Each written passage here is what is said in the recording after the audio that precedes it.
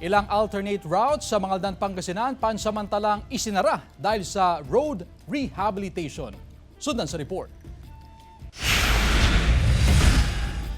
Pansamantalang isinara sa mga motorista ang Stayo Street at P.D. Guzman Street sa Mangaldan, Pangasinan. Nagsisilbing alternate route ng mga pribadong sasakyan ang dalawang kalsada. Pero dahil sa road rehabilitation, minabuting padaanin muna sa Preso Street ang mga sasakyan. Marami naman tayong pwedeng lusutan o pwedeng daanan palabas po ng National Highway pa sa Barangay Pari. Nakadivert naman kami sa ibang kalsada.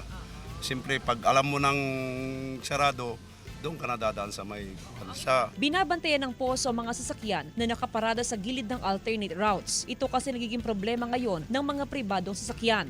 Nakamonitor naman kami dyan ang Public Order Safety Office as well as the Barangay Security Force o Barangay Gilig and poblasyon. Kaya binabantayan natin yan nang sa ganun maayos yung daloy ng trapiko. Sa monitoring ng Public Order and Safety Office ay nabawasan ng 40 hanggang 50% ang traffic congestion sa bayan ng Mangaldan. Kaya naman, pinapayagan na munang padaanin ng mga mini-dump truck sa Rizal Avenue.